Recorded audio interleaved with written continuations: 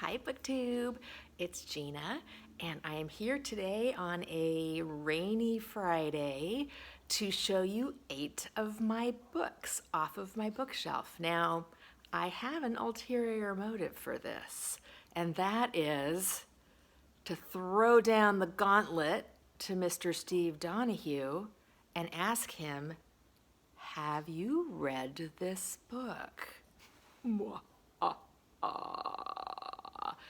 And it's a lot of fun because I just have a great excuse to show you 8 books off of my shelf. And you know how I love talking about the books on my shelf. So for those of you who are not familiar with Steve Donahue, he is a prolific booktuber, a strong supporter of the small newbie channels like mine. He is a book reviewer and a dog lover and an avid reader, and he has literally read everything. So there's been a fun game going around YouTube that was sort of invented by Matthew at Mayberry Book Club. I will link his channel below, to ask and show some books and ask, has Steve read this book? Because he's read everything. And Daniel at Guilty Feet revived this game recently.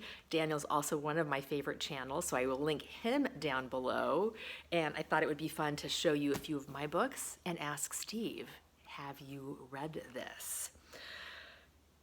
And I'm not under any illusion that Steve has not read any of these books. I really had to search. You can see everything on my shelves is a pretty fair bet that Steve has read it. But this is a fun way to kind of show you some of my favorites. And I have a couple that I think may gather me a bean, so we'll see. The first one, this might be a facepalm, which is of course, Steve has read it, is by my favorite author, Rosamunde Pilcher, and this is one of her small romances called The Carousel.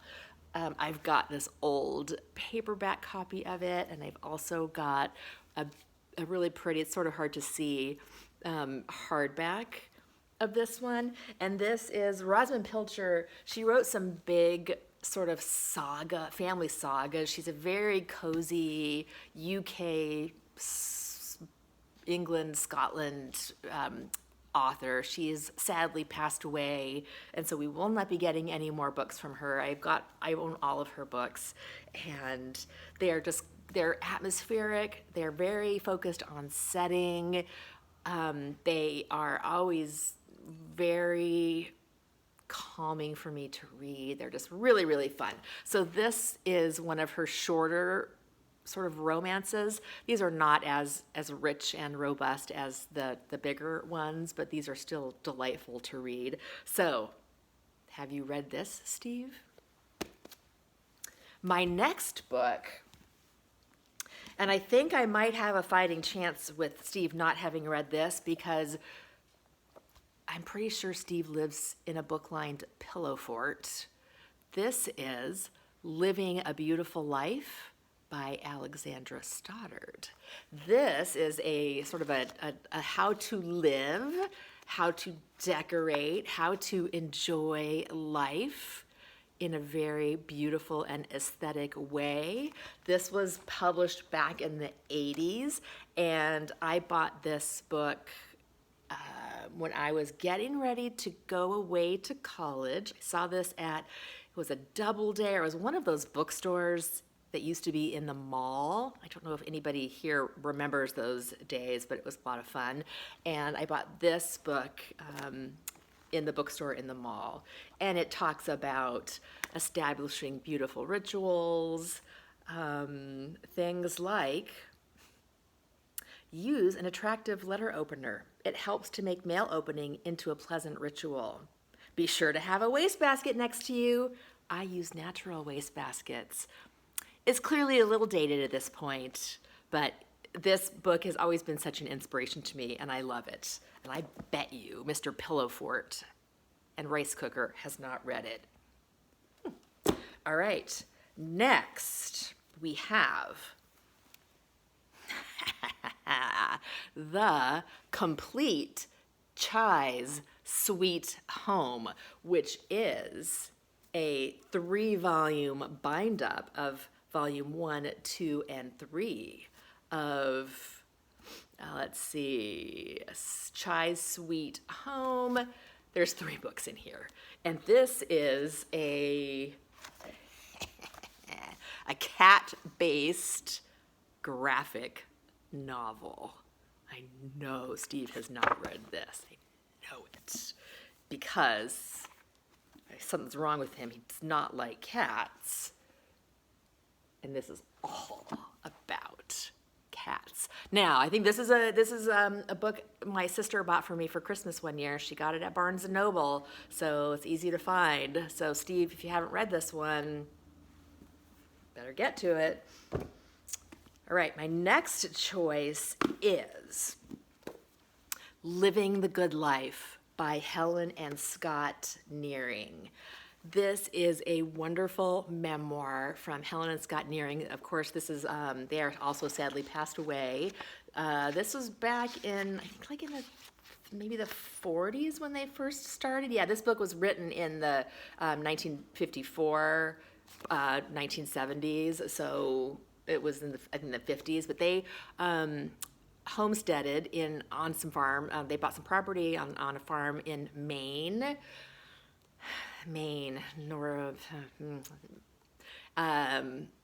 and they homesteaded, they gardened, they were just this really cool couple. I'd call them hippies back then, but I don't think that was really how they were categorized. They were farmers. They led their homestead life. They had lots of guests come to observe, and they did teaching on how to homestead. Helen Nearing did a fantastic cookbook called Cooking. It's a Simple Life Cooking or something like that. I don't remember. I own that one too, and she jokes to herself how she just throws things in a pot and calls them a recipe. That's really what she does. But this is a really wonderful memoir about how they built their stone house. There's pictures in this that are just, really nice. So this is a really wonderful book if you're interested in sort of that homesteading, simple life process. All right, next, I have got a novel by Miss Reed. And Miss Reed is one of my favorite cozy authors. I've got all her books back here, or not all of them, many of them. And I found these at a used bookstore, these beautiful old editions. No Holly for Miss Quinn is set in her world called Fairacre. There's a whole Fairacre series with the protagonist, Miss Reed, is the teacher, and Miss Quinn is a single woman who really just wants to spend time by herself. She's got her own routines. It's Christmas time, and she gets a surprise call from her brother who needs some help. And so she goes, and of course, wonderful Christmas feelings ensue. Now, I don't know. This is a cozy. So I never hear Steve talk about cozies on his channel, but this is a wonderful book. I love these covers. I love Miss Reed. She's just such a sweet, cozy writer. And then sort of along the same lines, this next one is With Malice Towards Some by Margaret Halsey, illustrated by Peggy Bacon.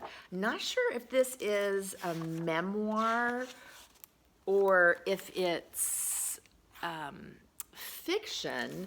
It is a diary format, sort of reminds me of a Diary of a Provincial Lady by E.M. Delafield. I think this may actually be a true-ish story, but she's kind of a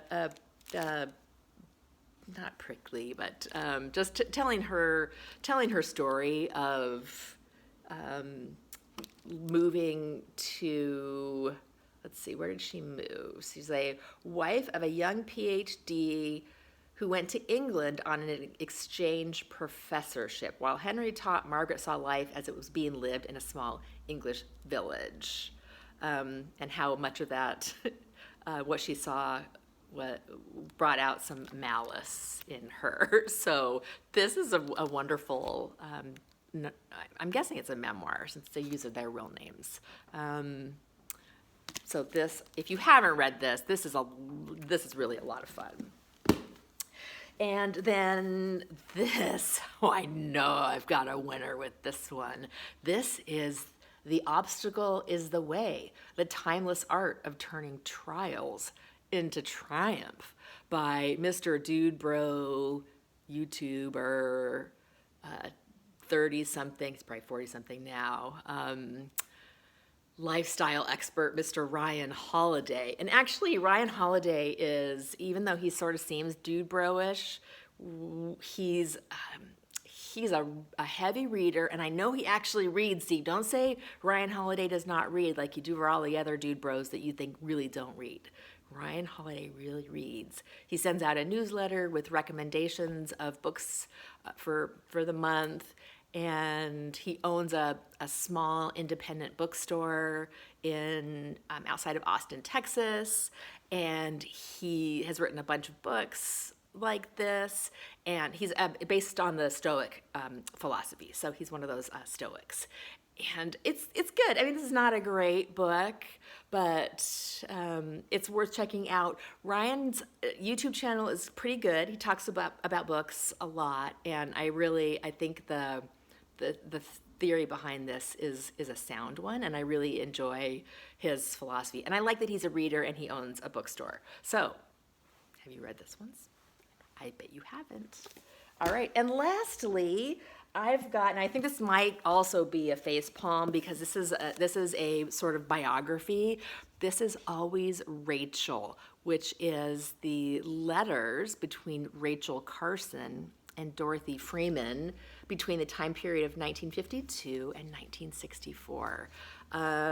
Also set in Maine, and Rachel Carson was the writer of Silent Spring, which was really one of the first books to out the chemical industry and really start the environmental movement. I've also actually had to pull this one out because I had to show you this beautiful copy of Silent Spring. I have this copy.